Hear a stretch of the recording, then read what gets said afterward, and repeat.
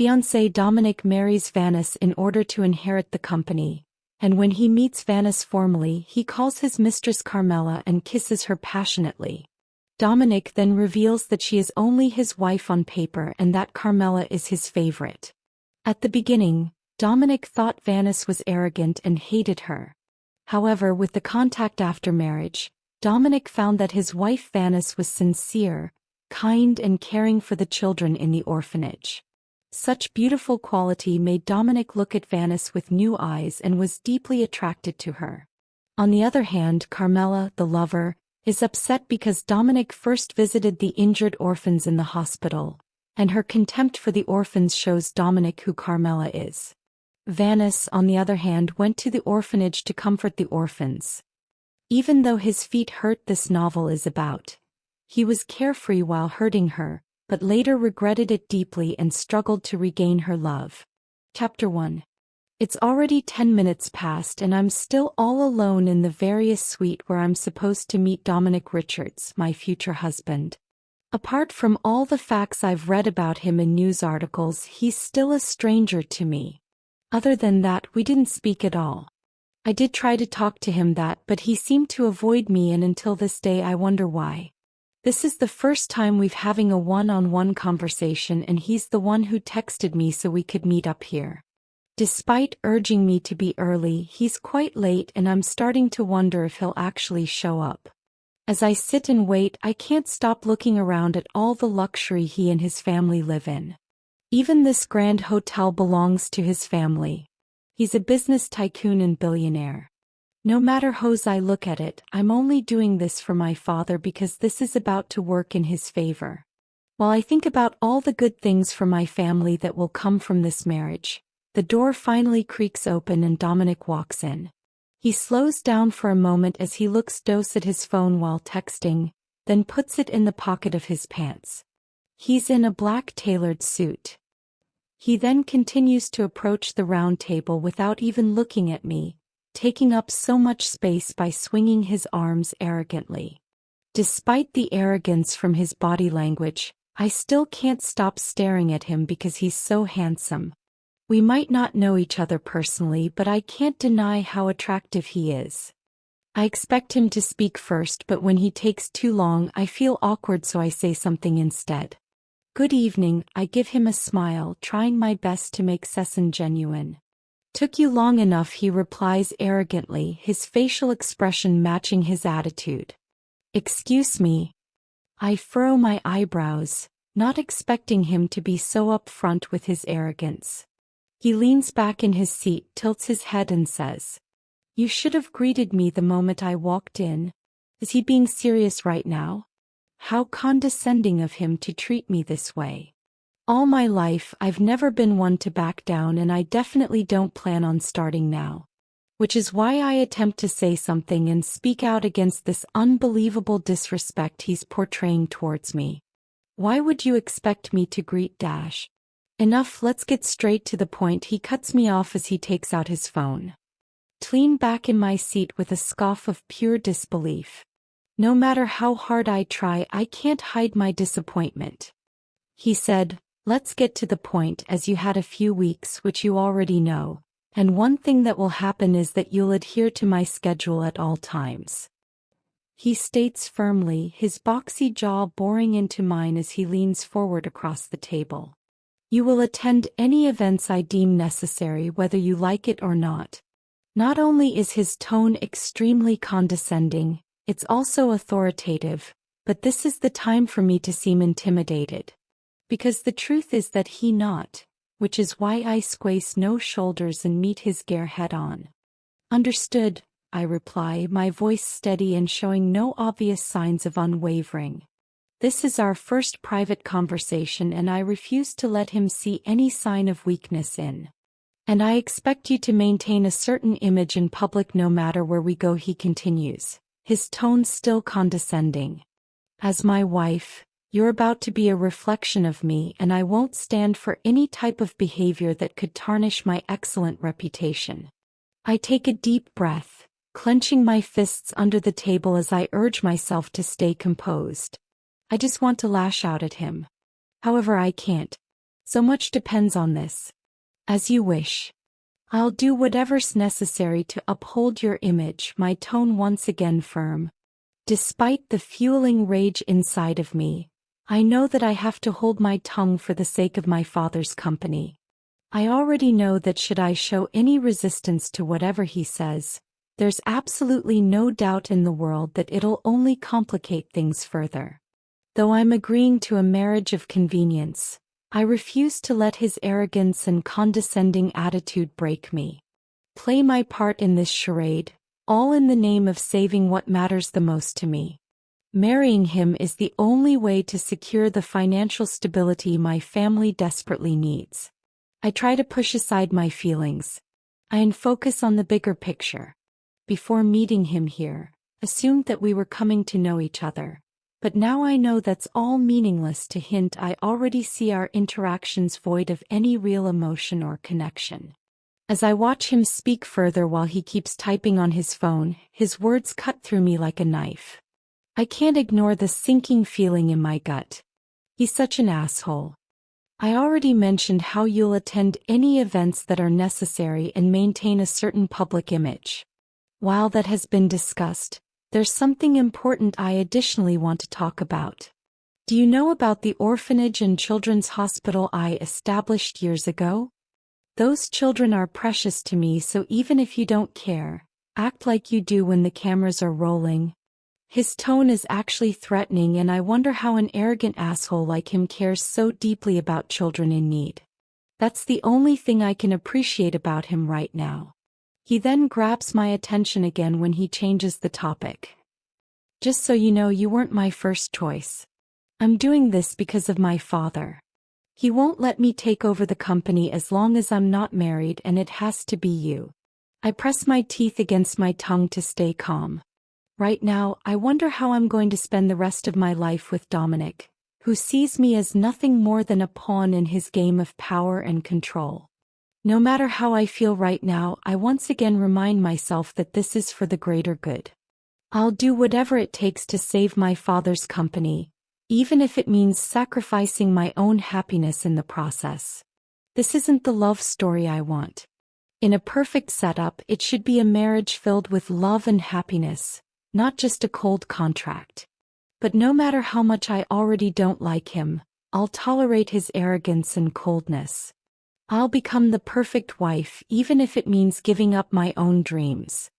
One bright side to all this is that his entire family loves me. You better take note of everything I just said to you, he says to me, finally leaning back in his seat. He immediately looks down at his phone to type something once again. The least he could do is put his phone aside for now until we're done here. But this just goes to show how little he values my presence. Despite how I feel, I respond firmly and say, I've taken note of everything. Good. Any questions? I already feel like leaving this suite because of how sad I am, but I have to stay and at least pretend that I want to be here. This is the part where I should be asking questions, but I have absolutely nothing to ask an asshole like him.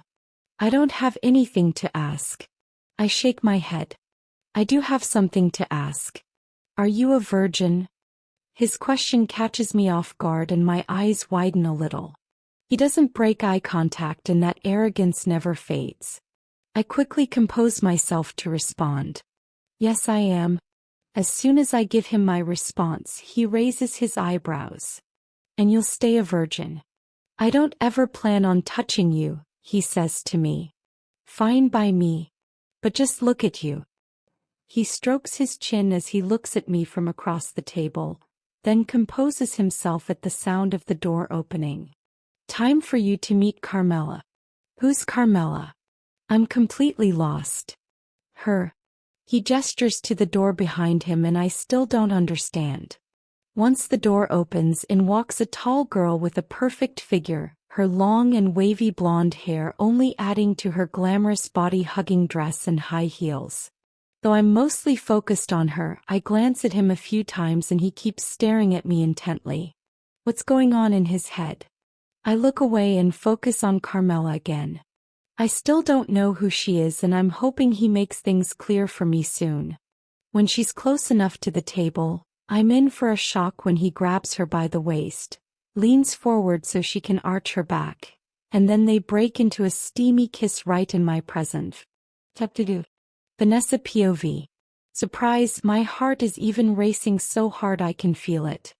When I can't take it anymore, I look away, but Carmela keeps moaning against Dominic's lap, and it makes my blood boil. Not because I wish that could have been me, no way in the world to want to kiss this asshole, but because this is happening. They're both so shameless. When they finally break the kiss, she peels away as she runs her thumb along his lips that have turned red. "Hot babe, you ruined my lipstick," she says flirtatiously. "You know I always do," he replies with enthusiasm. "Come here." The entire time they approach me, I keep looking down, my forehead dampening from the sweat. "Babe, meet Vanessa, my future wife on paper," he says to her, and I try my best not to show how disgusted I am. In any other scenario, I should be smiling at her right now as we get to know each other. But how is that even possible in this nauseating situation? "I'm assuming you've understood everything my boyfriend has told you," she says with crossed arms and narrowed eyes that seem like they'll pierce through me. Of course. I don't even bother to fake a smile this time. My face is blank as I clench my fists under the table. "Did he tell you about me?" She raises an eyebrow. "He's mine, so stay out of our way."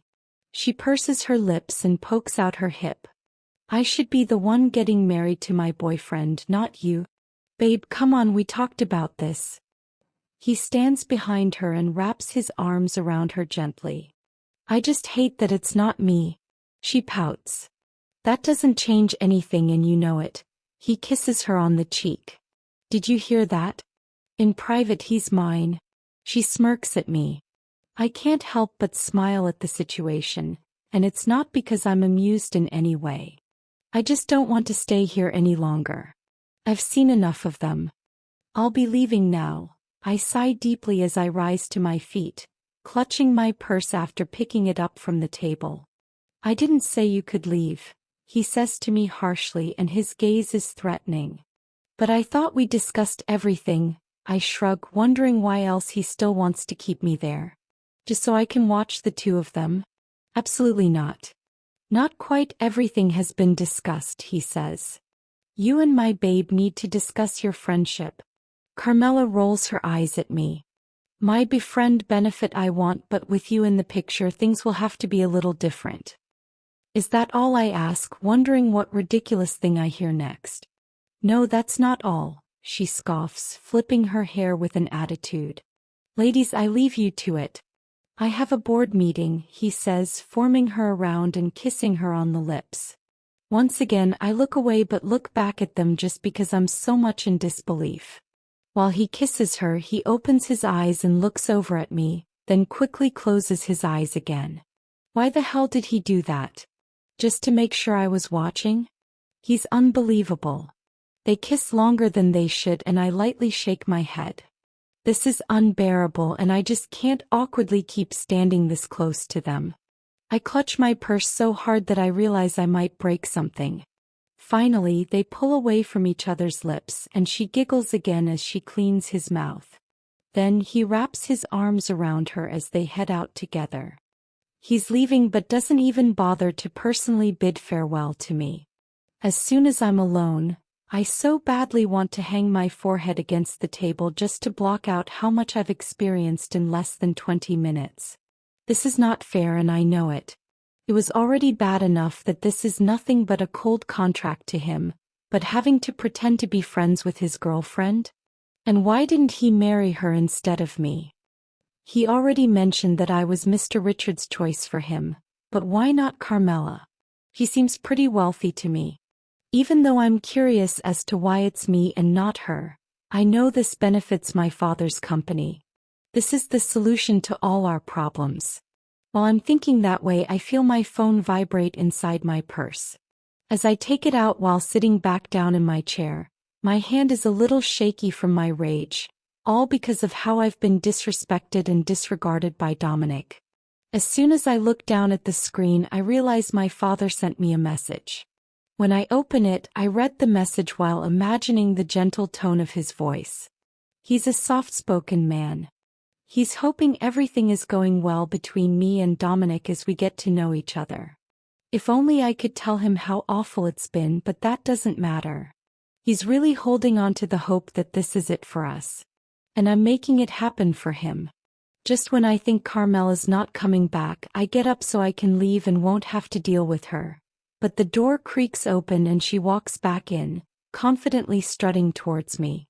"Sit back down so we can have a little chat," she says to me. I scoff quietly, sitting back down. She brings her chair close to mine and crosses her legs, her gaze almost threatening, but I'm not bothered by it. She looks at me mockingly and says, "There's a lot of things you'll need to change, and first of all your wardrobe." I know. I discussed that with Dominic. I see my boyfriend mentioned it.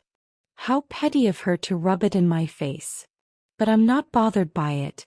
If she's trying to make me jealous, it's not working. I've already accepted the fact that they're a couple. Fine. Did he talk about the events you'll need to attend? Yes. And how to conduct yourself? What about those kids at the orphanage and stuff like that? She rolls her eyes as if giving no importance to talking about it. That already tells me the type of person she is. Look, Dominic talked to me about everything. Do you actually have anything to talk to me about? If not, I'd like to leave. So you can go home to give the good news that you're really getting married? Don't get too comfortable. I know what's expected of me, but that doesn't mean you can tell me what to do. But Dominic can. He smirks. I lean forward and smirk back at her. You're not Dominic. You're just Carmela. Trying to be smart with me? You better watch the way you conduct yourself around my boyfriend. I definitely will. Anything else? We'll need to come up with a story of how we know each other, and then I can leave. I'm hoping the next few minutes go by quickly because I can't wait to leave this suite and go and have a lovely meal with Mr. and Mrs. Richards. While I'm ready to be the wife I should be in public, I won't let Carmela step all over me in private. After coming up with a fake story which proves to be difficult because our opinions clash, we finally come up with one. When it all comes to an end, I'm ready to leave, so I head for the door. But before I can walk out, I stop in my tracks when she speaks bitterly from behind me. Just a reminder, you'll always be Dominic's wife only on paper. I look over my shoulder and say, of course, and you'll always be the other woman. How dare you? Don't forget that you're nothing. I'm out of here. While she keeps yelling, I walk out and shut the door. Even when I move away from that suite, I can hear her still yelling, and it makes me smirk. My phone beeps again and I smile when I check the message. It's from Mrs. Richards. She can't wait to see me so we can also discuss the wedding dress ideas. He's always so enthusiastic. I love how I have all of them on my side. This is it. I'm finally walking down the aisle, and this should be one of the happiest moments of my life. But it's not. With a fake smile, which isn't too obvious because of the veil covering my face, I hold my head high with every step leading me closer to the altar. My family and friends all look on with admiration as I walk past them, and some are in tears. If anything, I'm the one who should be in tears, but I keep telling myself I can do this. Part of me even wants to turn around right now, take off these diamond heels and run away as fast as possible, but I can't, not when so much depends on this marriage. My father, who's walking beside me, is the happiest he's ever been, and I know it's because of me and what's to become of this union. The church is grand, and so are the decorations, everything radiating. Chapter 3.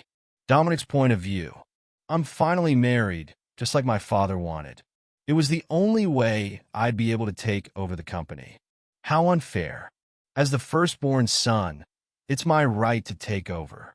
I didn't want to get married to Vanessa, but I had no choice. I still wish it didn't have to be this way, because this sucks. I should be taking pictures with Carmela right now as my new wife. I know it hurts her to see me hold Vanessa, even if it's just for the press, but she understands me. I plan on making it up to her. Kissing Vanessa doesn't even feel right, which is why I didn't open up when we were pronounced husband and wife. To my surprise, she didn't part her lips either. How could she not want to kiss me? I'll have to get back at her for this. It's barely been an hour since the marriage blessing, and she's already acting all high and mighty just because she's no longer Vanessa Collins. To make things worse, my family loves her. Everyone does, including my annoying younger brother. How could they show her this much love? I admit she's beautiful, but she's nothing special. All that love and affection should be going to Carmela, but no matter what, that'll never happen. That's why I've kept my relationship with her a secret ever since they rejected her a year ago. They all hate her and claim it's because of her true evil nature, but I refuse to believe that.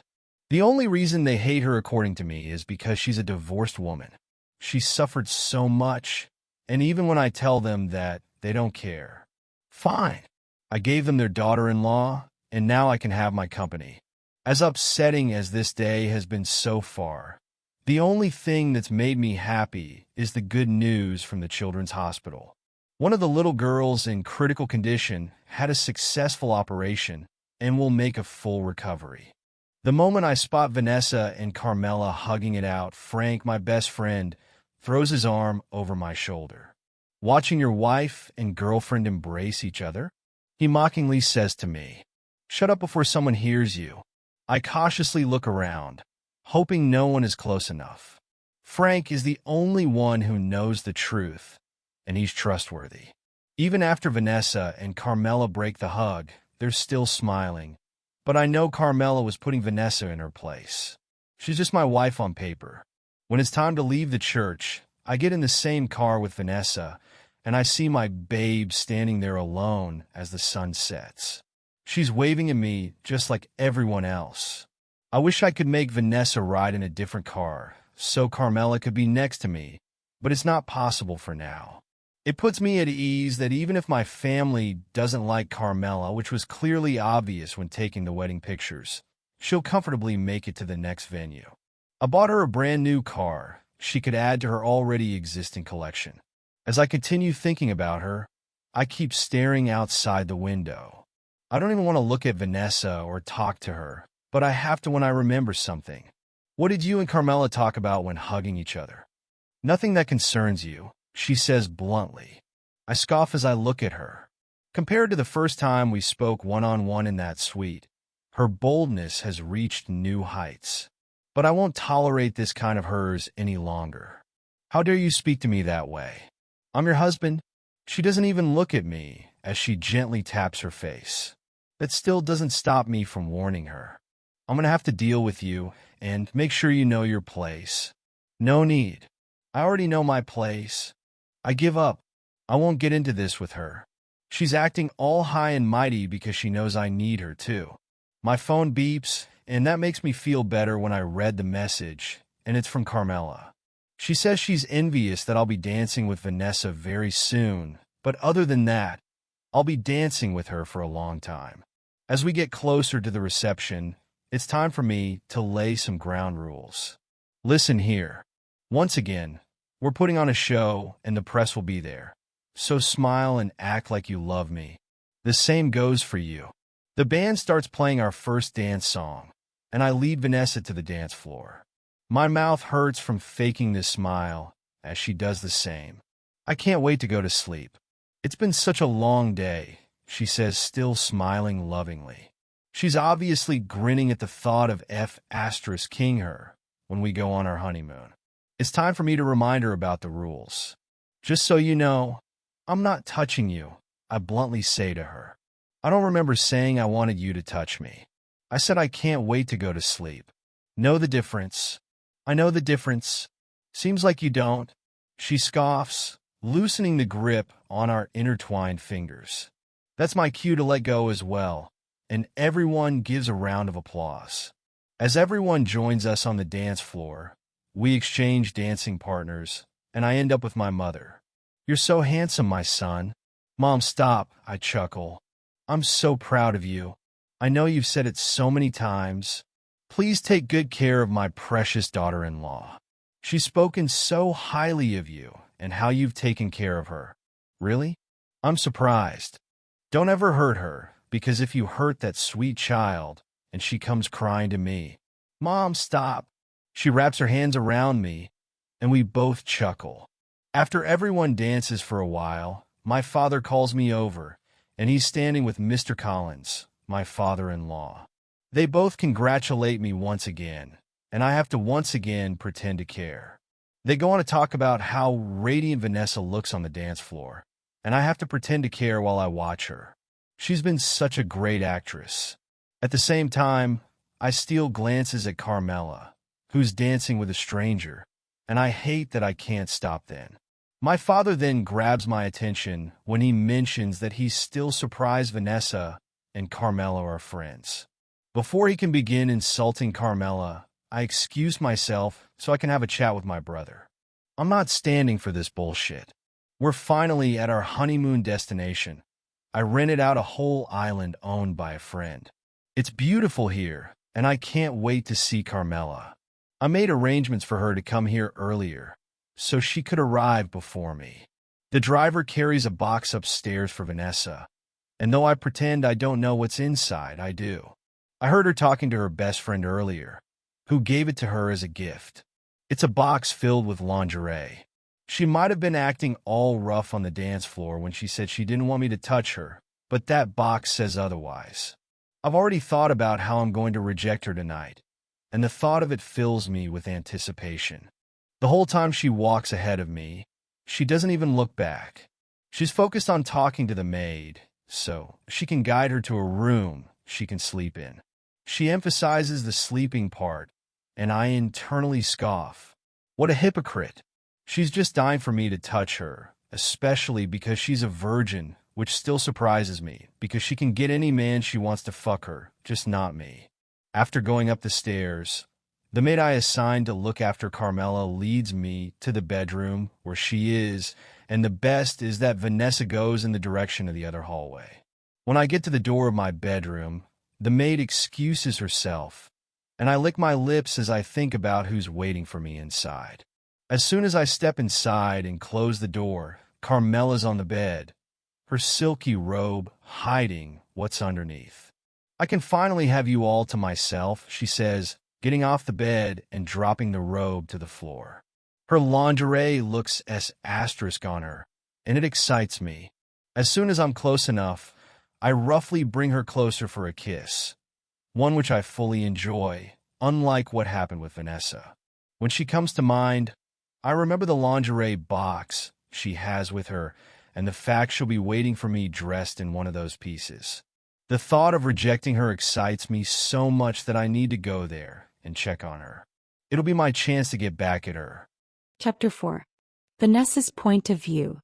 Sitting on my white king-size bed, I think about all the quality sleep I'll get tonight. I've just finished tying my hair up while already in my new silky blue pajamas. Suddenly, there's a knock on my bedroom door. It's definitely not the maids because I didn't request for any of them to come to me. When I assume it's Dominic, my heart races a little, and I fear that he's here to sleep with me. He already told me he'll never touch me, but if he's changed his mind, no way in the world will let that happen.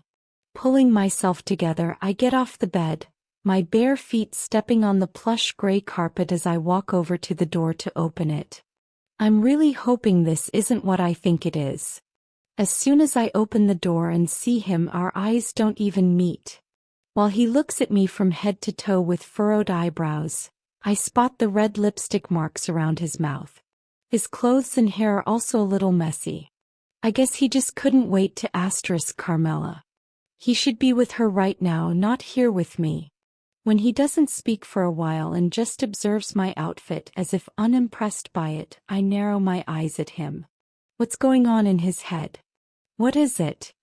I ask, placing a hand on my hip. You're in pajamas. He looks at me from head to toe once again, his tone filled with wonder. Of course I am. I was just about to sleep, but then you showed up. So what's this about?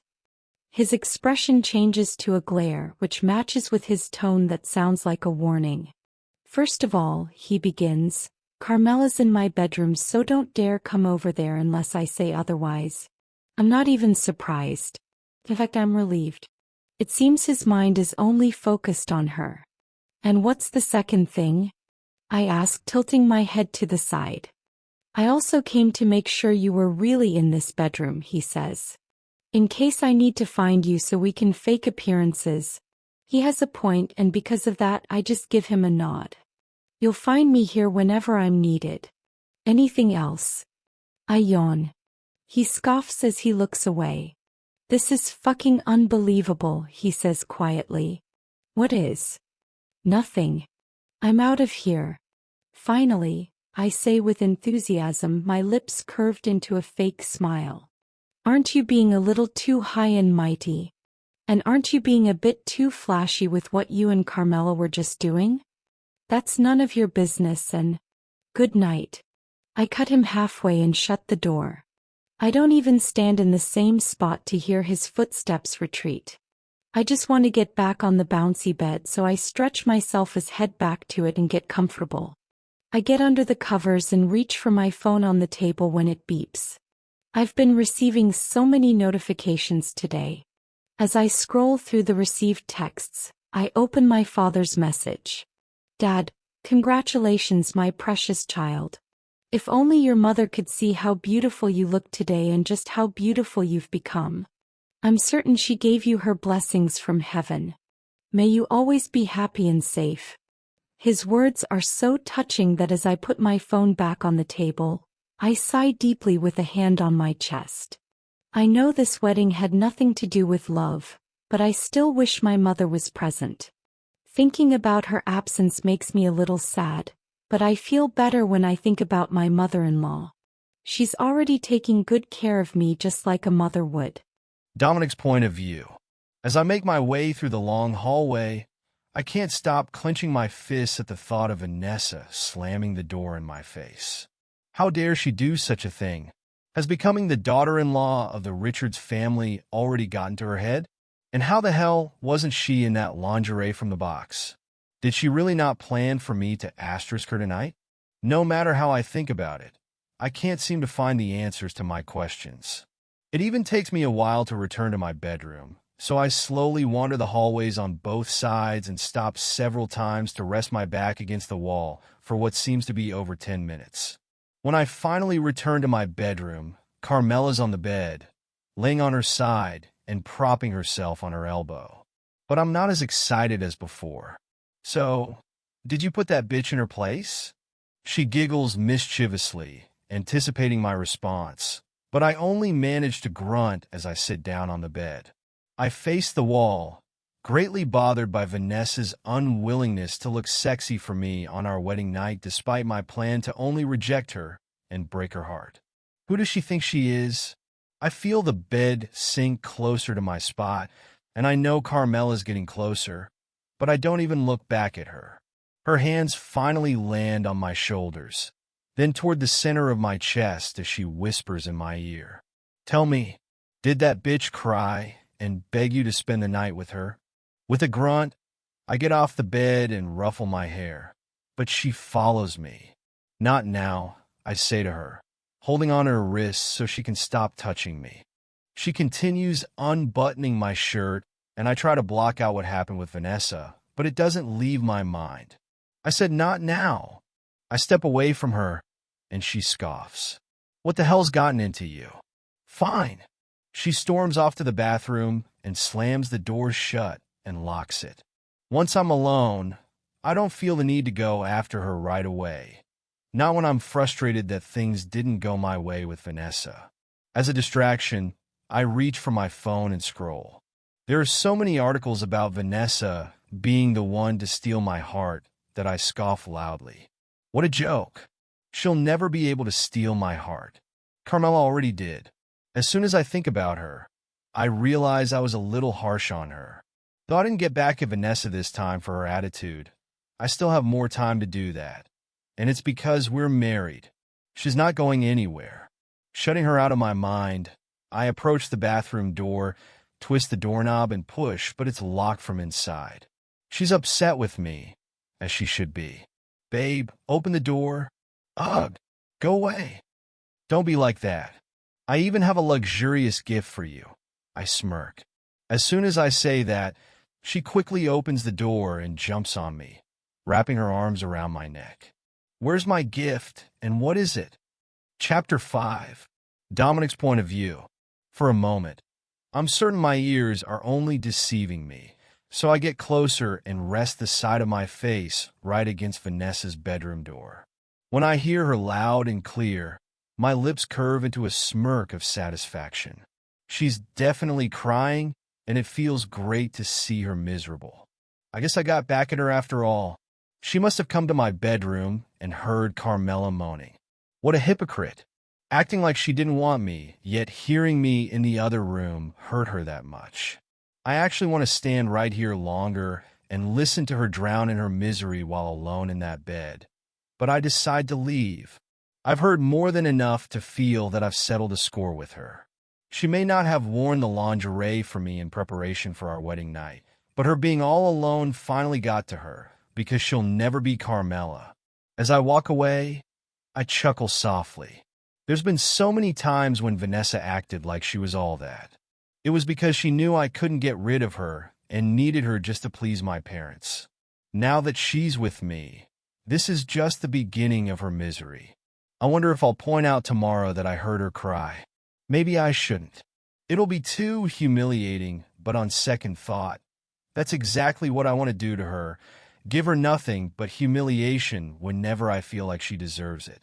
Now that my mood is elevated even more by my victory in this situation, I return to my room, quietly move around so I don't wake up Carmela. But I soon remind myself she's too exhausted to open her eyes. After reaching for my phone, I come downstairs and sit by the fireplace. As soon as I turn it on, it constantly buzzes with notifications, and I know what they're all about. This time, I pay no attention to them and only wish to see something specific. While I type in the words Little Warriors, the name of my children's hospital, I smile at the thought of the critical surgery that was a success. Once I'm able to filter out everything else and only view messages from the hospital, I click on the images sent to me of the girl. She's connected to several machines post-surgery, and I can't wait to see her. I wonder what toys to get for her. The Children's Hospital is a personal project that I started when just turned 18, and no matter what happens, it's the one thing I'll never give up on. After checking the other emails on the other children not doing well and what their needs are, I reply to all of them. Usually, I don't reply to business emails if the time isn't appropriate. Right now, it's 3 a.m. and way past working hours, but for the Children's Hospital, it's different. I'll always respond as soon as I see the emails. To celebrate the peace I feel right now, I head to the mini bar and pour myself a drink, my thoughts shifting back to Vanessa crying over me not being with her, as she should. Vanessa's point of view. This isn't how I expected my night to turn out. The spot where I lay my head is getting soaked in my tears, which won't stop streaming down my face. Everything was perfectly fine when I fell asleep and I was certain would have a good night, but I was wrong. It's now 3 a.m. and I'm bawling my eyes out like I aim to soak the entire sheets in my tears. Curling up more than I already have, I catch my chest with both hands, which tremble and match my quivering lip. The emotional pain in my heart is just too much for me right now. I had a dream about my mother, the kind I've had for so many years. The only difference is this time, it hurts too much and I just feel so sad without her. Maybe it's because I kept longing for her while thinking about the wedding. And my father's message also might have played a role. I don't even have him close to me right now. He embraces me at times when the same dream troubles me at night. I'm far from home, far from him, and despite everyone present in this house, it's the same as I'm all alone. What a sorrowful night I've had so far. No matter how many times I wipe my tears, the sorrow in my heart just doesn't fade, so I sit up and rest my head on top of my knees, dropping it to one side and rocking back and forth. Innest hope I'll calm down soon. Though it takes a while for my racing heart to return to its regular state, I give it time, telling myself that it's all right, all this. while tears continue to stream down my face. When my sorrow fades, I wipe away my tears and sniffle a few times, getting back in bed so I can go back to sleep. It's finally morning, and as I open my eyes, it takes a while for my vision to adjust. I'm then reminded of the reason behind it. As the view gets clearer despite the discomfort in my eyes, I stare up at the beautiful white ceiling, and while I blink, I feel the skin on the sides of my eyes and cheekbones tighter than usual. It's because I didn't wash my face after wiping my tears away before going back to sleep. The thick white blinds of my bedroom are still closed, but there are a few sun rays beaming through and hitting the surface of the white walls, leading to some brightness in the room. It takes me a few more minutes to gather my thoughts, so I close my eyes, and just then I hear the waves outside, and that prompts me to get out of bed. While my feet step on the plush carpet, I look back at the spot where I lay my head, and it's stained in my tears. I don't want to dwell on it, so I focus on heading to the bathroom. As I lean forward and place my hands on the sides of the bathroom sink countertop, I can't stop looking at my face in the mirror in front of me. My dark circles are extremely noticeable, and I'm not even surprised. I bend over to wash my face a few times, and when I stand upright and check myself out again, the only difference is I feel a little bit more awake, but my gloomy expression doesn't go away. It's a good thing I brought my makeup. I'll be able to hide all my dark circles. I won't let anyone see me like this. Done with my face, I loosen my hair, take off my pajamas, and step into the shower. As the water soaks my scalp, I sigh with relief and smile. I should enjoy the beautiful day. Even as I lather the shampoo in my hair, it's all so refreshing. After I step out of the shower in a white robe, it's time to bring more brightness into my room. As soon as I approach the window and open the blinds, the morning sun hits my face, and I love it. I even close the sound of the tranquil waves softly brushing against the shore. I sigh calmly, all of it being a soothing harmony for me, and it envelopes me. Now that my mind is filled with positivity, I open my eyes and look at the beautiful view of the sea. I wish my hair was dry right now so it could blow in the gentle wind. Though I plan to explore this beautiful island, I first need to have something to eat, so while still in my robe, I rake my hands through my wet hair. I plan to keep it this way. Once I'm done, I grab my phone and turn it on as I head downstairs. There are a few maids awaiting instructions, and I inform them of what I wish to have for breakfast. While I want the meal to be quick so I can step outside, I also want it to be heavy. As I wait, I go around the house to view it all, and when I walk past a certain door and hear Carmela moaning loudly from inside, I just casually walk by. I don't know for how long I'll be on this island, but I plan to make the most out of all the scenery around me, except the sight of those two. By the time my breakfast is served at the dining table and I'm halfway done, Dominic and Carmela come downstairs in white robes, just like the one I have on. She's all over him like a Leola puppy, and I look away to focus on my delicious meal. I'm not yet as satisfied as I want to be. While I'm focused on it, I hear a few kissing sounds as she moans against his lips. When they stop, one senses her approaching me, and then without warning, her hands reach for one of the bowls close to me. As soon as I spot her, I raise my eyebrows at her and lean back as say, "Don't touch my breakfast." She scoffs as she brings the bowl closer to her face. "Or what? Get your own breakfast," I say to her with raised eyebrows. She turns to Dominic with another scoff and angrily points at me. "Babe, look at this bitch. Do something." I don't even sit back down. I just cross my arms and stare at him as I wonder if he's really about to give my breakfast to her. Chapter 6. Vanessa's point of view. Not long after Carmela calls me a bitch, as she's been doing for as long as I can remember, Dominic steps forward and stands right between her and me, towering over me with an arrogant expression as he speaks to her. "Babe," he says to her with a smirk. She responds, and it sounds like she's smirking too. "Eat whatever you want from what's been served on this table," he says. She excitedly wraps her arms around him from behind and giggles. I'm so at a loss for words that I just lightly shake my head at him as I drop my arms. I know I'm only his wife on paper. But how could he stand here before me and take her side so easily? Is this how the rest of my days will be? Will he always take her side, even when she's the one who's wrong? While I don't care what he does, deep inside my heart, there's a pang of raw emotion running through me. There's a dull throb in my chest, and in only a few seconds, it intensifies with every heartbeat, and now, my heart aches. It's from the realization that he's chosen a predetermined path when it comes to loyalty. As I stand before the two of them, with my gaze still fixed on him, the pain in my heart almost brings me to tears, which will easily stream down my cheeks if I let myself cry.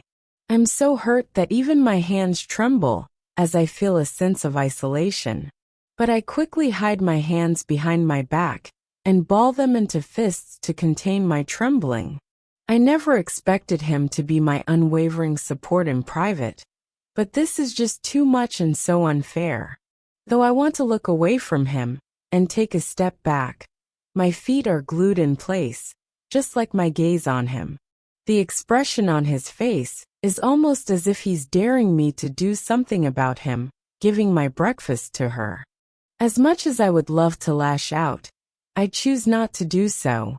But if only for now. No matter how I feel inside, I don't plan on walking away from this grand table looking defeated, and I'm about to show both of them. When Carmela reaches for a piece of bread, she leans forward in my direction, bites into it with her eyes closed, then chews with wide eyes and a smirk as she stares at me to mock me, hiding how hurt I am by what he just did. Despite Carmela being the one who was wrong, I unclench my fist, which no longer trembles, then place a hand on my hip as I stand firm. You know what? I roll my eyes with a scoff. It's okay. Your girlfriend can have my leftovers. Carmela immediately glares at me and drops the bread, seemingly offended by what I just said to her. You fucking bitch. She yells as she points at me. She's lashing out at me right now. But I don't give her the reaction she's looking for. Instead, I reach for my phone, and my head is held high as I leave the dining room. Even as I get further away from the two of them, I can't help but smirk. It's because I hear her still throwing a fit. Babe, do something, she says to Dominic while breathing hard. After that, their voices fade out since I'm too far away now. But it doesn't matter what they're talking about. I got back at her by letting her have my leftovers, which obviously got to her. Now that I think about it, I could do that more often. I've never been one to resort to violence. Otherwise, I would have slapped her. Obviously, Dominic wouldn't have just stood by and watched. I can't even imagine what he would have done to me. It's a good thing the slap is only in my imagination, though I plan to always use my words instead. Should she push me too far one day, I'll definitely slap her in the face. As I slowly make my way along the hallway, I scroll through my messages, and there's plenty of them from my father, Dominic's siblings, and his parents. Despite how I felt alone in the dining room not too long ago, all these beautiful messages warm my heart and remind me that I'm not alone. I know they're all far away right now, but for me, it's the thought that counts. I don't want to waste this beautiful morning, so I head to my room to find something I can wear before stepping outside. As soon as I close my bedroom door, my phone rings, and just by looking at the caller ID, my lips curve into a smile. It's my loving father-in-law. I pick up and sound cheerful because despite what happened, I'm not faking my mood right now. Good morning, I say to him, walking to the large window and gently running my hands on the blinds that frame the view of the beautiful sea outside. Good morning, my daughter. I'm assuming it's definitely a good morning for you. It is. The weather here's amazing. The morning sun is so beautiful. Of course it is. You're on a beautiful island. Exactly. I chuckle. I hope I'm not disturbing you.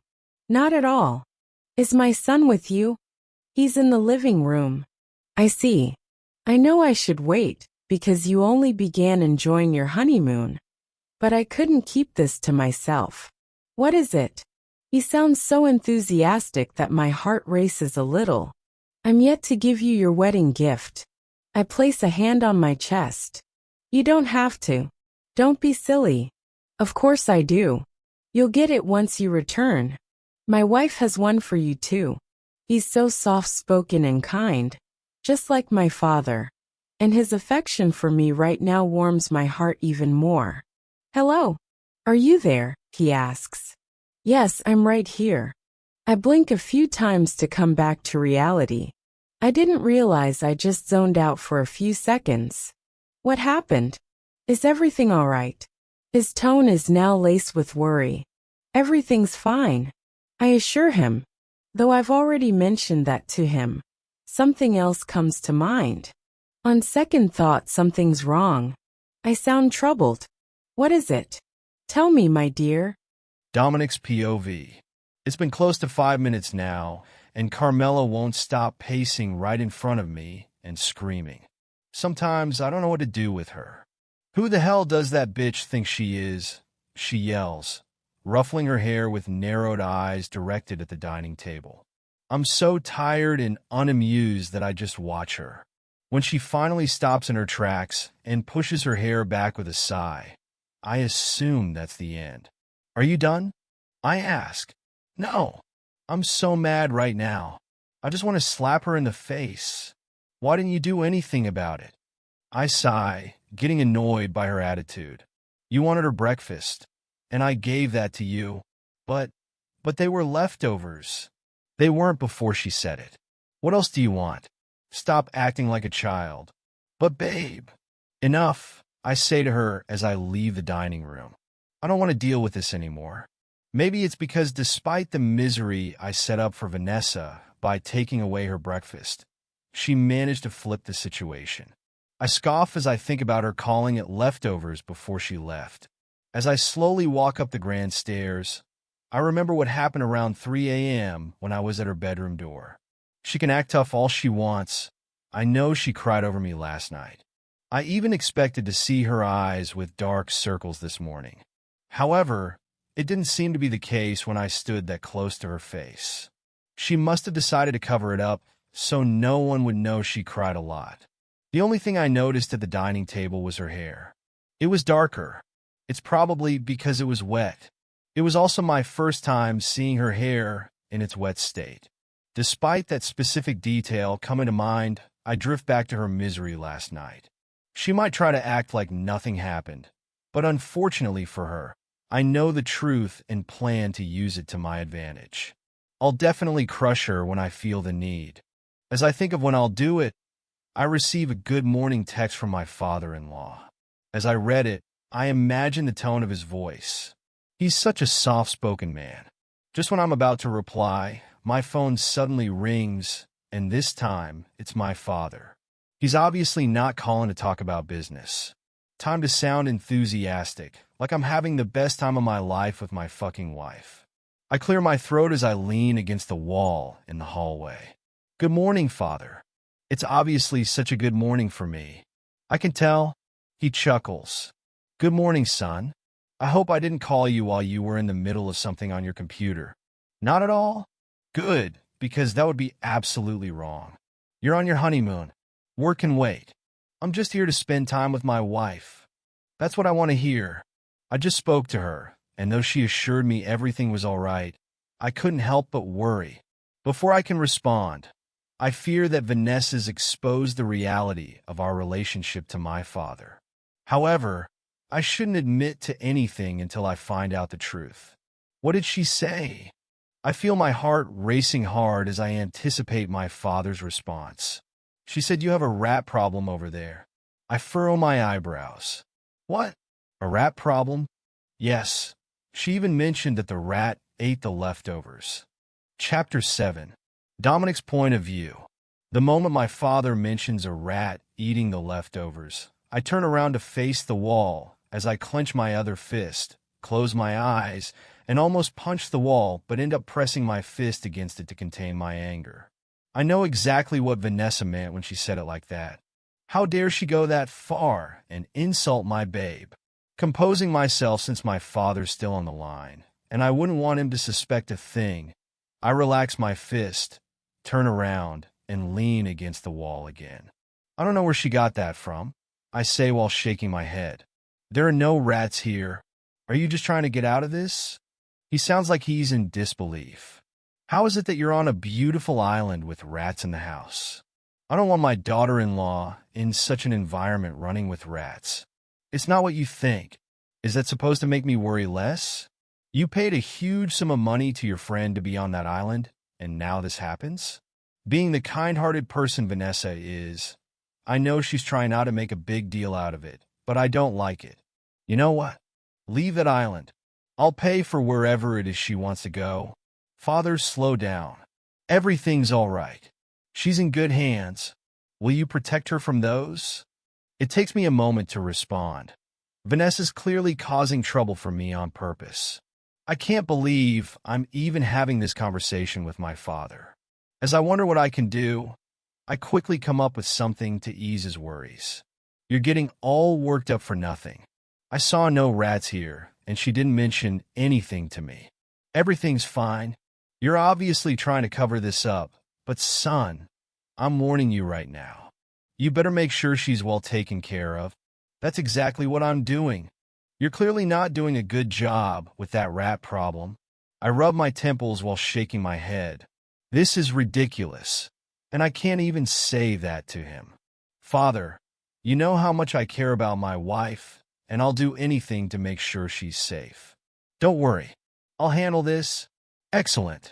Now you're talking. My responsible son is who you are, and one day, it'll work to your advantage. I know he's hinting at me taking over the family business, and it boosts my ego as I imagine myself in his office with the chairman name tag on my desk. He loves it when I show great concern for Vanessa. That's all I need to do, and nothing else matters to him. I have to go now. There's a board meeting soon. And son, yes, father, send me the footage as soon as you can. We're all eagerly waiting to see you two lovebirds on the island. I rub my thumb and index finger along the bridge of my nose. Of course. I'll send it to you later on, I assure him. Excellent. Enjoy your day. You too. As soon as the call ends, I wrap my hand around my phone so tightly that I might break it. I'm still fuming at what Vanessa said to my father. I'll definitely get back at her for her actions. And this time, I'll make sure to use what I heard last night to my advantage. Though I'm still in my white robe, I head over to Vanessa's room so I can confront her. I also can't stop thinking about how I need to send those pictures and videos to my father, which, like he said, everyone will love to see. While Vanessa and I take all those fake pictures of us enjoying our time together, that's when I'll get back at her. When I get to her bedroom door, I knock on it a little aggressively, ready to put her in her place as soon as I see her. It takes her a while to respond, and I wonder if she's doing this on purpose. She can at least say something, a question, or anything. Then I hear a door creak from inside, and that makes me assume she just came from the bathroom. Now that she's closer, I knock on the door again. Whoever you are, just wait, she says from inside. Is she kidding me right now? No one has ever made me wait before. When I hear the doorknob twist from inside, I'm ready to lash out at her, but as soon as she opens the door, my words completely escape me. She's in a red tank top that accentuates her bust, some tight jean shorts that cinch at her tiny waist and accentuate her wide hips. Lastly, her hair's in a messy bun with a few strands falling on both sides of her face. I hate to admit it, but she looks sexy. Are you here to take away something else from me? With a blank face, I step forward, and she instantly begins to move backward, like she's a little flustered.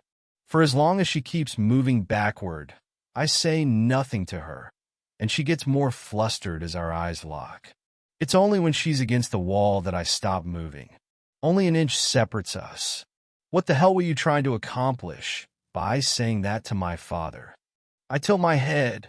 She looks away, tucking the loose strands that fall on the side of her face behind her ear. I don't know what you're talking about. She shrugs. I see you're trying to act dumb. How dare you call my girlfriend a rat? Me? She asks with a dramatic gasp, placing a hand on her chest. Only because of her hand movement, my eyes glance at her. However, I soon look away, trying to keep my eyes on her face as I speak to her. I'm asking you and no one else, so don't act like you don't know what I'm talking about. My tone is low but threatening. Just a second. When did I call Carmela a rat? Her forehead creases as she drops her head to the side. When you called my father. I glance at her exposed neck now that her head's dropped to the side. But her immediate chuckle brings my gaze back to her face. Did he tell you that I was talking about Carmela? She asks. If you weren't talking about her, who were you talking about? She sighs. I was only talking about a regular rat. And where is it now? At the moment, I'm afraid I have no idea. But the last time I saw it was somewhere in this house. I chuckle in disbelief. She's messing with me right now. Not a problem. I know just how to deal with her, and this time, I'll hit her where it hurts. To set up my plan, I switch the subject. My father said everyone wants pictures and videos of us on this island. I know. He mentioned it to me when he called. We're here for a while, but I've decided we do this now, so I can get it out of the way and focus on important stuff. Well, I'm ready to go. I glance at her from head to toe, then bring my gaze back to her face as I point at her. Let me make something clear to you right now. Whatever's about to happen out there means nothing to me. She nods and says, the feeling's mutual. I can't help but scoff. Does she seriously think I don't know the truth? What is it? Did I say something funny? She furrows her eyebrows. Just meet me outside in 15 minutes. Fine. She huffs. She moves away from the wall by stepping to the side, and as I turn around, my eyes naturally land on her figure. Her curves are so accentuated in her tight shorts that I have a clear view of her ** jiggling. It blows my mind that she's still a virgin. If that's all for now, she trails off and opens the door wide. I shake my head in disbelief at her gesture for me to leave. I'm not even mad this time. I'll get back at her once we're outside in a few minutes. Saying nothing more, I head out of her room, and she closes the door. While I'm in the long hallway, getting closer to my bedroom, my mind drifts back to her outfit. But just then, I snap out of it when Carmela shows up and wraps her hands around my arm. Babe, she says with a pout, resting her chin on my chest and looking up at me. I was looking for you. When I observe her for a few seconds, I can tell she's now completely calm, and I'm glad. That was annoying to deal with. I take my fingers through her hair as I say, I was with Vanessa. Why?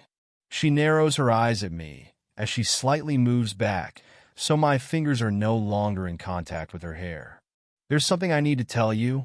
While I don't plan on telling her about Vanessa calling her a rat, she needs to know the other part. It's because it's the part that really matters.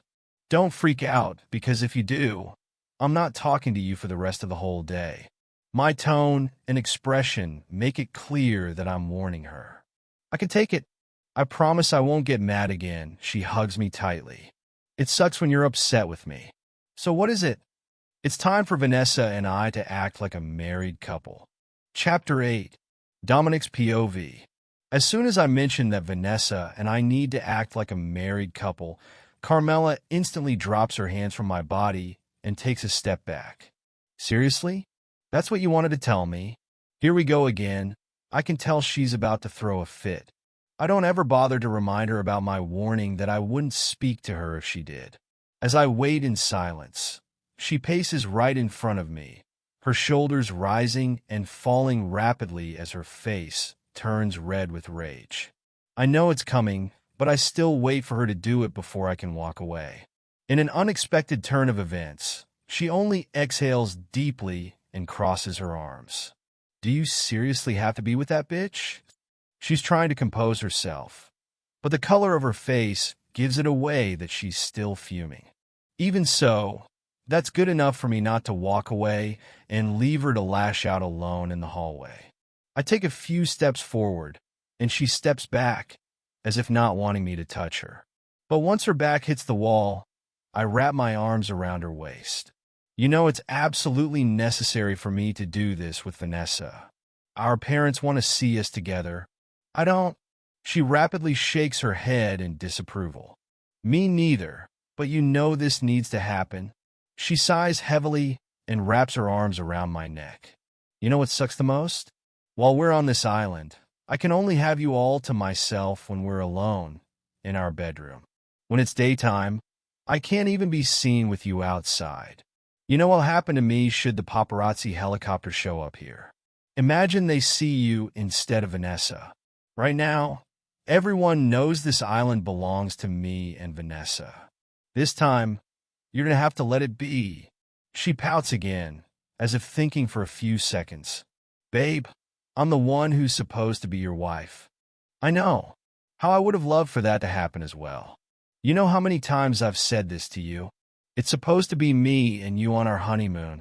She rests her head on my chest. Once I get everything I desire from my father, I'll divorce her and marry you.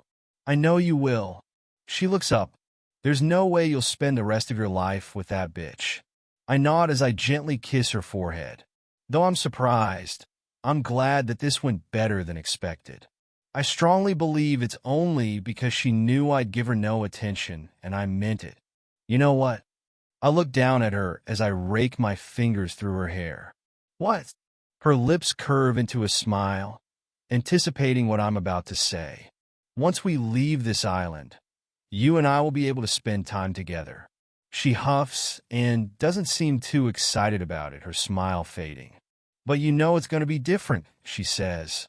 It's because your fucking wife will have to be there with us, and I hate that. Not always, only when it's necessary. The only place I can think of right now where I'll need her is at the Little Warriors Hospital. Oh, that place? She rolls her eyes and drops her arms. What's that supposed to mean? I narrow my eyes as I tilt my head. I'm not amused in any way by her reaction at the mention of the children's hospital. Nothing. She sighs. This isn't the first time you've reacted this way to me mentioning the hospital. She shrugs, then wraps her arms around my neck again. Babe, I just don't think it's any of my business. When it comes to the children at the hospital, she's never shown any interest. Even when I've suggested that she comes with me to see the children, she always turns me down. When I get back in the bedroom, I take off my robe to pick out my outfit. While I'm at it, I think back to a few minutes ago. Honest truth, I have to get back at her, and when I'm told Carmela, I wouldn't be all over Vanessa. After I put on my white shorts, I'm about to reach for my floral white and blue shirt when my phone rings. Reaching for my phone, I shake my head with a chuckle at the caller ID. It's Frank, my best friend. As I pick up the call, I put it on speaker and focus on putting on my shirt. You know you're not supposed to be calling me when I'm on my honeymoon. What's up? Have you seen the news articles about Penelope? She's the little girl from my children's hospital who just had surgery. And Frank's question makes me pause, my heart skipping a beat as I panic. No. What happened to her? Her successful surgery has just made the news. I sigh with relief. Dude, you scared me. Sorry. But wait. Why would you call me just to tell me this? I could have found out for myself. I only mentioned it because it's in line with what I wanted to suggest. Shouldn't you be with Penelope sooner? I know, but I'm on my honeymoon with your girlfriend. Just stop. He chuckles, then instantly turns serious. What I mean is Penelope might be expecting to see you when she's all better. Thinking about it now, Frank's absolutely right. I already had plans of going to see her, but now it has to be sooner. It's also a great opportunity for me to shorten this honeymoon. The island's beautiful, but I can't even fully enjoy it because I'm not going outside with Carmela. What a waste. Vanessa's point of view. From the time Dominic left my bedroom, My heart still hasn't stopped racing. It's in the same state as when he stared at me blankly, and I backed up until I was against the wall. What happened to me? It's probably because I didn't expect that. He's never done anything like that before. As I sit on my bed and stare at the view outside, my hands on my chest, trying to feel my heartbeat, I don't think I've ever seen him so upset. Calling Carmela a rat definitely got to him, but seeing him come to confront me because of that, I wonder if he'd do that for me should anyone ever insult me. That is, anyone who isn't Carmela. When it comes to her, I know where I stand. When I spoke to my father-in-law and indirectly complained by mentioning the rat, I didn't even think he'd tell Dominic. While I'm glad he did, a part of me was flustered when he was here in my bedroom. And as much as I hate to admit it, I found myself glancing at that jerk's well-defined chest and strong neck. I could see part of it since he was only in a robe. No, I shouldn't even be thinking this way. Being attractive doesn't excuse what he did to me. I can't believe I'm about to go out there and once again pretend to be happy with him just for the footage. Our parents are so convinced we're in love because we give it our best. Anyway, after this, we won't have to be seen together until we leave. When I'm done getting that footage, I'll explore the island on my own. As I wonder where I'll start, and if I'll have a change of clothes, there's loud banging on my door. Are you there? Bitch, open the door. I roll my eyes as soon as I hear Carmela speak. Despite being a distance from the door, I can actually hear her heavy breathing, and it makes me chuckle. She's obviously here because of the rat comment and the time I'm about to spend with her boyfriend outside. Chapter 9. Vanessa's point of view. As soon as I open the door slightly, so I can step out into the hallway and speak to Carmela from there, she swings it wide open and invites herself in. I stumble from the impact of the door swinging open but soon regain my balance and turn around to face her. Couldn't you wait until I allowed you to come in? Oh please. She rolls her eyes at me, like I actually need permission from you for anything. Though I know what she's here for, I decide to say nothing about it until she does. What do you want? I cross my arms. Listen to me and listen carefully. She steps forward and glares at me. Not intimidated at all, I point at my ears and say, I'm all ears. You little b-dash. Just tell me what you came here to say so you can get out of my face. I raise my voice a little, something I rarely do. She points at me, her long black nail just an inch away from my cheek. My boyfriend just told me what you two have to do out there, but keep this in mind. It means nothing to him, so keep your hands to yourself as much as you can. Will you be watching us? We might need someone to hold the camera. Ugh. She clenches her fists as she drops her head a little, then chuckles as she straightens up. You're about to enjoy this, aren't you? Not at all. I don't like Dominic. Oh please. He's a sexy billionaire. Who wouldn't like my man? Me. I proudly point at myself. Stop putting on this act because I see right through you. Don't let the moment outside get to your head. You mean nothing to him, so know your place. I definitely know my place here. I slowly run my hand along my collarbone, the one with my diamond wedding ring. I'm just his wife, nothing much. She looks at the ring and grits her teeth as she tries to reach for my finger and take it off. I pull my hand away and get closer to her face as I warn her. Don't you dare. This is the part where you also know your place. She takes a step back and ruffles her hair. Whatever, keep your stupid ring. It means nothing anyway. I chuckle with a nod. You're right. It only means that I'm Mrs. Richards, not you. Dominic will always be mine. When did I say I want him? You're so infuriating. Is that all? Bitch. I'll take that as a yes. Now please leave. I point at the open door. Leave before I throw you out. If you want to find out whether I can do it or not, I dare you to stay put. When I give it a second thought, I assume she still wants to talk about something else I expected. Fine. I already made it clear that you weren't the rat. What are you talking about? She furrows her eyebrows. Oh, I see. It's only now I realize that she was unaware. What rat? She asks. It's nothing. I shake my head as I reach for my phone to leave. I guess I should have kept my mouth shut because now. She follows me into the hallway as I head downstairs. What the hell is this rat thing? She yells, pulling my arm. And I stop in my tracks to look at her. A rat ate the leftovers. That's all. What? It seems she's so slow that she fails to make sense of it. So I face forward and make my way to the stairs. Dominic's point of view. I'm already downstairs waiting for Vanessa to show up, but it's taking a while. It's obviously because Carmela went over there. Now I feel like going up there just to see what's going on between those two.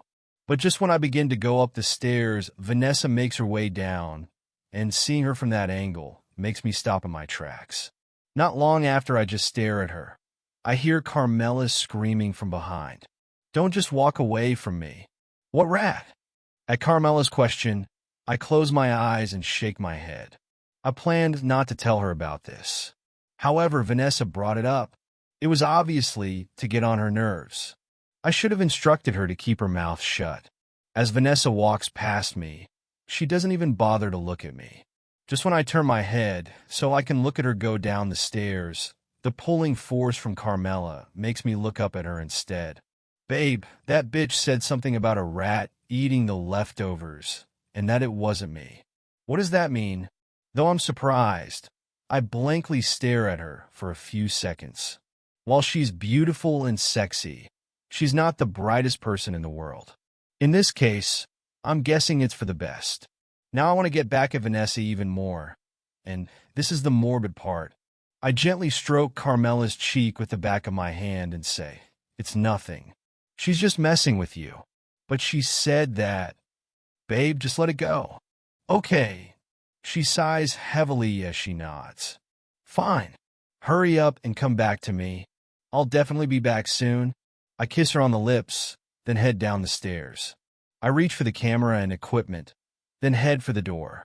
As soon as I push it open, I find Vanessa waiting for me while facing the sea. But it's the view of her figure that catches my attention. She obviously wants me to look at her curvaceous body. Let's go, I say as I walk past her. It's my first morning on this island, and seeing it in daylight now makes it even more beautiful. The gentle waves crashing make me look at the sea as it stretches out endlessly and reflects the morning sky. When I look to my left, the coconut trees stand tall and proud with clusters of coconuts hanging from them. My next thought is to look to the right for a similar view, but when I do, I barely look at anything else. Vanessa has my full attention. That red color of her tank top draws me in. She doesn't even notice me watching her, since she's so focused on looking at the sea. Because she stands before me, I can't help but stare at the side profile of her entire body. The narrowest part of her waist from the side looks so deep, and then her but curves outward. This is exactly what she wants me to see. When it seems she's about to look in my direction, I look away and focus on the equipment I have with me. These pictures and videos might mean nothing to me, but I still want them to look great. I say to her as I set up the camera. I don't care, she says. Anything's fine with me. What a bad day she's about to have because of how I'm going to end this moment with her. I list a few things we're going to do, and she's just along for the ride. I guess it's because it doesn't matter to her what we do, as long as I'm touching her. Vanessa's point of view. I can't wait for this moment to come to an end. Standing outside and seeing these crashing waves up close makes me want to dive in. With everything Dominic wants us to do, I don't care. I just want it to be quick, so I can go off and see more of the beauty around me. After he sets the camera up on the stand, the two of us get close and strike a few poses while facing it. He then walks over to check out the pictures captured, and he doesn't seem impressed. Not convincing enough, he says as he approaches me, "We need to get closer like this." He demonstrates by wrapping his arm around my waist, and my breath hitches a little as I close my eyes. That's such a sensitive area for me. What's wrong? He asks. It's nothing. As he walks over to the camera to begin the timer, I press my lips together, awkwardly looking around. I'm hoping it wasn't too obvious to him that I'm sensitive around the waist. The moment he approaches me, I brace myself for the sensation, but even with that, my reaction is similar. But he says nothing about it. Smile, he says. You too. This time we do it right, and he wants us to take a few more. My father needs to see how happy you are with me. I roll my eyes at him. Changing locations, we take a few more and include some short clips. Each time we do it, his arm is wrapped around my waist. And for me, the sensuality from my waist area is more than I can handle. Then comes a moment when he suddenly makes me face him, while still holding me by the waist. He brings his face closer to mine, and I'm so flustered that I look away. But he guides my gaze back to his by holding onto my chin. When I look back at him and into his eyes, he strokes my chin a few times as he glances at my lips. Chapter 10. Vanessa's point of view. This shouldn't be happening right now. Even though I know exactly what this is as he looks at my lips, I'm so caught off guard that I don't react in time. As I feel his warm breath against my lips while our eyes lock, he places his hand on the back of my neck. The moment he tilts his head, I tell myself to take a few steps back, but something tells me it'll just be a simple kiss, just like yesterday, with only our lips coming in contact. The moment he places his lips on mine, I'm in for a shock when he parts his lips, his tongue seeking access to mine. He brings his other hand down to my sensitive waist, and that instantly makes me part my lips with a gasp. The next thing I know, I'm kissing him back as his tongue dominates mine. This is such an unexpected turn of events. Now with both his hands around my waist, I'm trying so hard not to moan against his lips. He's a jerk, but he's touching me and kissing me in a way that makes it hard to resist. Part of me even wants to believe it's all just a dream, but I can clearly feel his warm breath and wet tongue against mine. Is this all just part of the acting? I don't even know the answer to that. When I feel him pull away from my lips, I'm so confused with my racing heart that I don't even open my eyes. Why did he do this? It wasn't part of the plan, at least not the tongue part. As much as I hate to admit it, the kiss itself was wonderful. While I keep my eyes shut just a little bit longer, I hear him snicker, so I open my eyes, wondering what's going on with him. The moment our eyes meet, he looks at me scornfully as he shakes his head with crossed arms. Oh, Vanessa, you're so pathetic. I crease my forehead. What? Just look at you now, so into this moment. This is what you were waiting for, right? What are you talking about? This is exactly the type of moment you desired. You wanted me to hold you, especially last night. Last night? Don't play dumb. I heard you crying last night, and it went on for a long time. As soon as he mentions that, my heart aches. Does he know about my mother and my nightmares? I never told him about that. Did he find out from my father? No, he wouldn't tell Dominic without talking to me about it. I'm brought out of my thoughts when he continues to mock me. The distance from the door to the bed is quite much, and for me to hear you that loudly, it must have been quite a moment. Now that we're out here, I see more of your dark circles. Nice try hiding them. Every word coming from his mouth is making me feel worse, as I remember how sorrowful I was last night and curled up. How could he mock me over something so emotional for me? I feel the tears blur my vision, and soon after that, they trickle down my face as I look away from him. This is exactly how he wanted to see me. Next time, don't be such a hypocrite, he says. You keep acting like you don't want me to touch you, but you do. Must have been quite a lonely wedding night without your husband. As soon as he says that, I look back at him with narrowed eyes as I process what he just said to me. Soon, it all makes sense, and looking at him now, I can't help but scoff. Hold on a second. I wipe my tears with another scoff. You think I cried because of you last night? There you go again, trying to act tough. I see right through you. At this point, I can't help but burst into laughter. Once again, this is such an unexpected turn of events. I place my hand over my mouth, amused by his assumption. Once I compose myself, I feel my ribs hurt from laughter. Listen here. I step closer, my hair strands blown away from my face by the gentle wind. That's where you're absolutely wrong. I would never cry over you. He smirks again. Like I said, I see right through you. That's where you're wrong. I place a hand on my hip. For your information, last night was pretty emotional for me only because of something from my past that still shows up even today. He stays silent and his smirk fades. So next time you hear me cry, it definitely won't be about you either. My tears had a deep meaning. You're not dear to my heart. Well, now that we're done with the footage, I'm off to explore and be alone. I turn around, walking away with my head high. I can't help but giggle a few times at his assumptions about how I felt. Is that why he got back at me for what I've said so far to him and Carmela? By kissing me so passionately? Just to give me a taste of what I couldn't have last night? As my thoughts drift back to the taste of his lips and hands around my sensitive waist, I shake my head lightly, telling myself to forget. Because it meant nothing, it shouldn't take too long. I'll definitely forget about it. Though I want to explore. The waves crashing into my feet are calling me, and right now, I just want to get into the water. Putting my phone a distance away, I take down my hair and get in.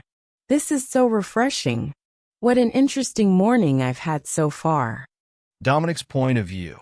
It's been a few minutes since Vanessa walked away from me, and until now, I stand in the same spot. It's because I'm shocked by the realization that she never cried because I was with Carmela and not her on our wedding night. When she told me that her tears had a deeper meaning, I wanted to make myself believe she was only trying to cover up the real truth and not be embarrassed. But the look in her eyes told no lies. Now I wonder what it actually was that made her bawl her eyes out that way. Whatever the case, that shit doesn't matter anymore. As much as I'm disappointed that I was wrong in assuming I had something to do with her tears, I partially got back at her. She'll never stop thinking about that kiss and my touch. She can try to pretend all she wants, but she can't lie to me. Her body language said it all. I felt her tremble a little when I held her in my arms and kissed her passionately. And those rock-hard nipples rubbed against my chest. That's something she'll never forget. I still wish I was right about everything else. Whatever. Fuck this shit. Now's the time I should be heading back inside to be with Carmela since I'm done here, but I can't stop watching her as she gets into the water while still in her clothes. She loosens her hair, and it all falls in the back as she sits down. Then, she lays flat in the water until her entire body is submerged. Once she rises, her wet hair looks darker again, just like earlier, and several strands cling to her face and shoulders. With her lips parted, she pushes all her hair to the back, revealing the full view of her in her busty red tank top that has turned to a darker shade of red now that it's wet. She gives off a refreshing smile as she looks around. But when she looks in my direction, I look away. What the hell am I still doing here? It's time to go back inside.